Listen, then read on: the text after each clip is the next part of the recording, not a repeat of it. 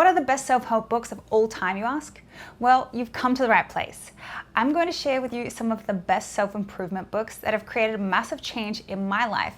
And my only hope for you is that they will bring massive change and self-empowerment into your life. Hey, I'm Sarah and I'm the host of the For the Love of Thriving podcast, and I'm also a personal development junkie whose goal is to help you come alive and thrive by being the best that you can possibly be.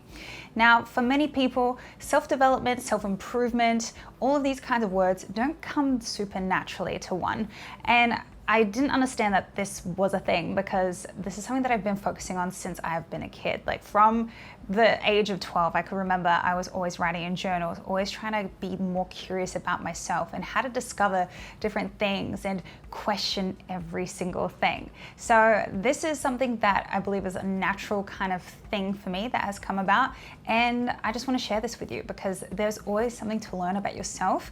And the best place to do that is through books. So today I have, I believe, 5 different books that are going to help you with self-development. Some of these books aren't going to be as familiar as some of the other books you might see in other videos of self-help, self-development, all of that. And that's why I kind of want to create this video, because there are many, many books out there. And I know that the same ones kind of get regurgitated over time, but these are some that I believe are a little bit different and might spark your interest. So let's get into book number 1, Man's Search for Meaning. Now, this book is by Viktor E. Frankl. The book is small but mighty. It definitely has a lot of words in it, so it might take you a little bit to read, especially if you're on a slower side of reading. Nevertheless, it is such a good book. It's all about the author Viktor, who survived the concentration camps from the Nazi days. And basically it's this whole story of like spiritual survival and why he survived what he went through. And it was simply because he knew he had a deeper purpose in life. And absolutely, if one can survive through those times, one can survive through these times, that is for sure. So this is a really inspirational read. I highly, highly recommend it.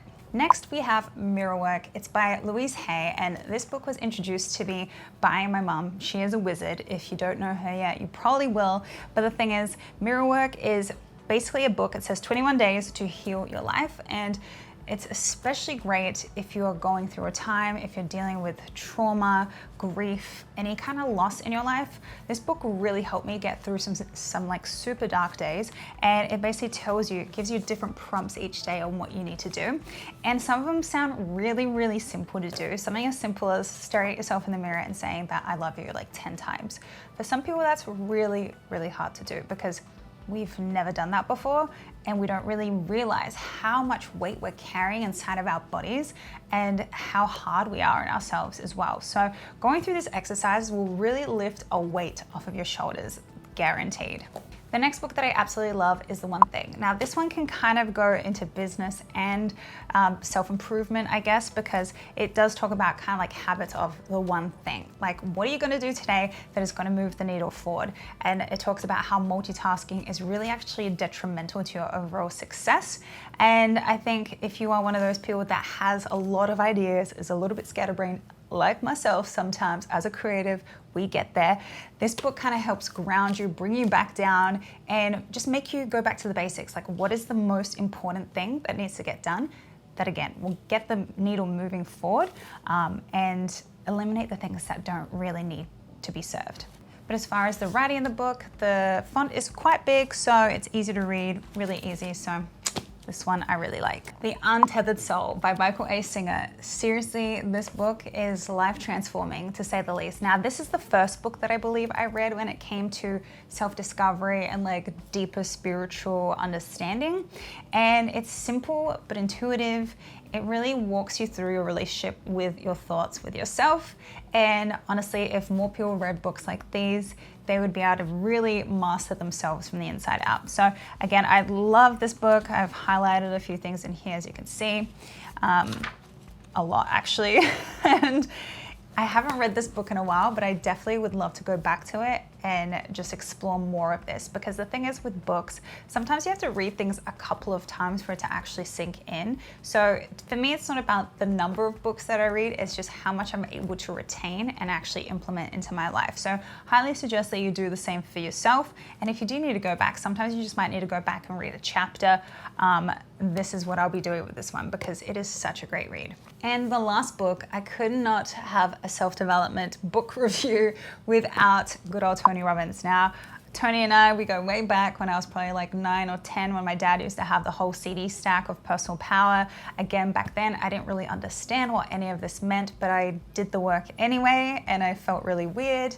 But I guess it kind of stuck with me a little bit to the point where a lot of people I know in my space that I listen to on podcasts suggested Awaken the Giant Within. And was it a challenge to read? Absolutely. It's about 500 pages or so.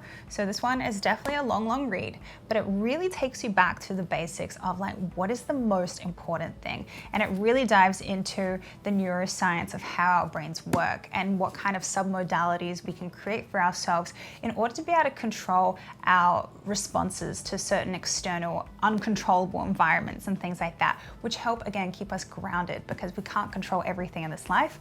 And it really takes us to those basics. But it also helps remind you, like, what are your core values? And this is the beginning of everything when it comes to your personal development and to living the life of your dreams. Because if you don't know your own values, then you don't really have any kind of inspired action to go off of because you simply don't know what you're trying to aim for, what actually matters the most to you. So this book takes you back to that place. It covers a lot of things to do with gratitude as well, and journaling and things like that. So I really highly recommend this book if you haven't read it yet. Again, it's a bit of a long one, but just take your time with it and make sure that you go through the exercises. That's the big thing when it comes to self-development and personal development books. You want to try and do the work inside the books as well, because they actually have activities for you to do. Again, sounds a little bit like going back to school, but hey, it's just like working out. Why aren't you working out your brain, but you're working out your body? They have to go hand in hand. So these are the books that I highly recommend. To basically sum up all of these books, again, that is Man's Search for Meaning with Viktor E. Frankl, Mirror Work with Louise Hay, The Untethered Soul with Michael A. Singer, The One Thing with Gary Keller and Jay Papasan, and Awake the Giant Within with Tony Robbins. So now it's your turn. I want to hear from you. What are some of your favorite personal development, self-development, self-empowerment kind of books that you're currently reading or that you're about to read? I'd love to hear in the comments below. And if you did like this video, be sure to subscribe and give it a like, so then that way we can stay connected and then I can continue to build off of these books as the year kind of progresses as well, so I can share an update with you. And for any other links, I'm going to leave below as well a whole resource of different books that I've personally read that I would love to share with you so that you can get on with your personal development journey. But for now, take care and I'll see you in the next video.